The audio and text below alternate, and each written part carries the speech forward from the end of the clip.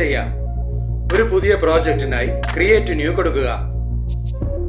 ഇവയിൽ നിന്നും 9:16 എന്ന ഈ ആസ്പെക്ട് റേഷ്യോ സെലക്ട് ചെയ്യുക. അഡ്വാൻസ്ഡ് ഇവിടെ ക്ലിക്ക് ചെയ്യുക. Photo display mode fill screen ആക്കി മാറ്റുക. ഡിഫാൾട്ട് ഫോട്ടോ ഡ്യൂറേഷൻ 4 സെക്കൻഡായി സെറ്റ് ചെയ്യുക. ഡിഫാൾട്ട് ട്രാൻസിഷൻ ഡ്യൂറേഷൻ 1.5 സെക്കൻഡായി മാറ്റുക.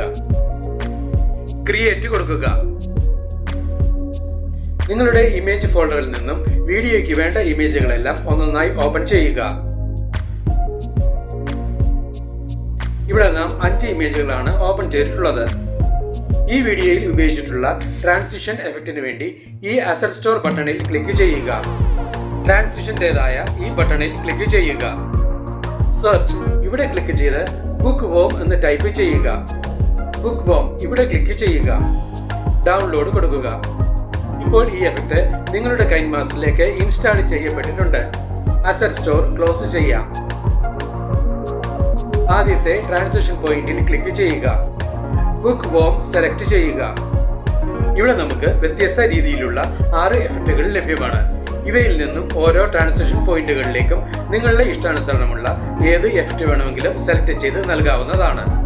ഇവിടെ നമുക്ക് ഒന്നാമത്തെ ഈ എഫക്റ്റ് തന്നെ സെലക്ട് ചെയ്ത് നൽകാം. ഈ എഡിറ്റിംഗിൽ എല്ലാ പോയിന്റുകളിലേക്കും ഒന്നാമത്തെ ഈ എഫക്റ്റ് തന്നെയാണ് നൽകിയിരിക്കുന്നത്.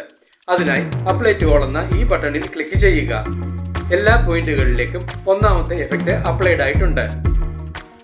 ആദ്യത്തെ ഇമേജ് ലെയറിൽ ക്ലിക്ക് ചെയ്യുക. ക്ലിപ്പ് ഗ്രാഫിക്സ് സെലക്ട് ചെയ്യുക. റൊട്ടേഷൻ എന്ന ഈ ബീറ്റ് സിങ്ക് ഗ്രാഫിക്കാണ് ഈ എഡിറ്റിംഗിനായി ഉപയോഗിച്ചിട്ടുള്ളത്.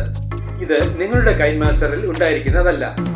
ഈ ഗ്രാഫിക്സ് ഇൻസ്റ്റാൾ ചെയ്യുന്നതിന് നിങ്ങളുടെ ഫോണിൽ നിന്നും പ്ലേ സ്റ്റോർ ഓപ്പൺ ചെയ്യുക. സെർച്ച് ഇവിടെ ക്ലിക്ക് ചെയ്യുക. ബീറ്റ് സിങ്ക് എന്ന് ടൈപ്പ് ചെയ്ത് കൊടുക്കുക.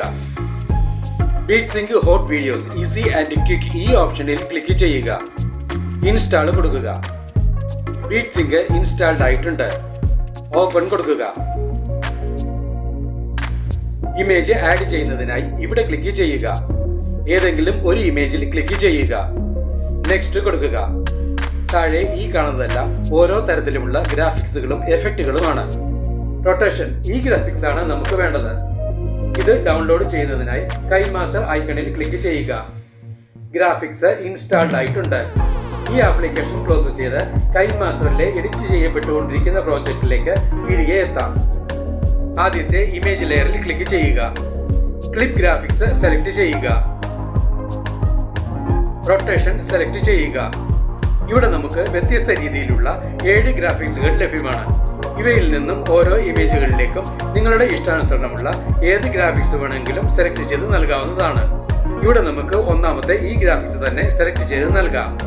ബാക്കിയുള്ള എല്ലാ ഇമേജുകളിലും ഒന്നൊന്നായി ക്ലിക്ക് ചെയ്ത് ക്ലിപ്പ് ഗ്രാഫിക്സിലെ റൊട്ടേഷനിൽ നിന്നും നിങ്ങൾക്ക് ഇഷ്ടമുള്ള ഗ്രാഫിക്സുകൾ നൽകുക.